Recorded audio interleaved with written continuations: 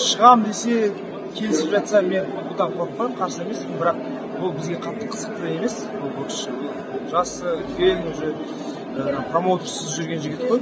Кезінде енді әуесқой боксы жақсы болған шығар, бірақ шеберлігі ондай қатты жоғары боксшы деп санамаймын.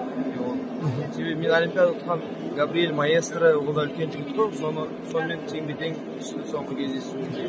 Бірақ керемет ұта қойған жоқ менің ойымша. Маэстроны промоутерлары көбіне оған жаңағындай біраз кездесулер шынымен де одан Қазақстан басқа біреулерден ұтпаған кездесулер болған, бірақ алып берген жеңісті жазады.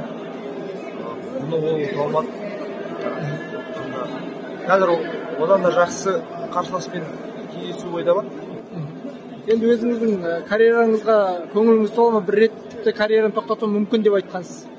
Иә, кішкене тезірек қимылдасын, тастап кетер, жұмысқа орналасып кетіп жүрер деген ой болсын деп кішкене тездетсін дегенім ғой.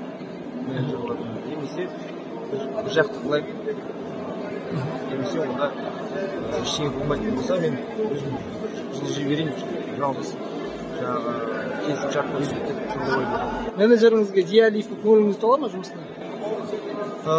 Енді екі жақты ғой негізінде. Кезінде бірінші контракт болған кезінде көңілім толып жүрген болатын.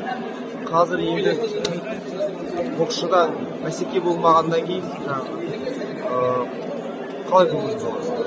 Бұлай абыройы бар менеджер іздегіңіз келмей ма? Мысалы өзіңіздің статусына сай. Мен қазір менеджермен келісім шартым болмағанда мен тікелей промоутермен жұмыс жасар едім, менеджерсіз.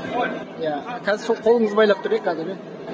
Қолымызды байлап тұрғанда мен әлімге дейін оларға өзім командам болғаннан кейін ақырына дейін сеніп жүрмін әлі. Енді биыл ешқандай жоспар жоқ демек, әлі белгісіз да? Биыл алдағы уақытта бір-екі аптада жақсы жаңалықтар болып қалу керек. Кроуфорд пен Спенске дайынсыз ба? Кроуфорд пен Спенске оларға енді арнайы дайындаламын ғой, бәсеке беретін болса. Оған бөлек әңгіме болса. Екеуінің кездесу болуы мүмкін деп жатыр. Қайсысына өзіңіз бүйрегіңіз бұрады? Қайсы жеңеді деп ойлайсыз? Екеуі де мықты, екеуі де осал емес. Менің ойымша Кроуфордтың шеберлігі көбірек-ау, бірақ кімнің де шеберлігі нашар емес, Спенстің де күші де көбірек шығар мүмкін. Кроуфордтың шеберлігі көп болса да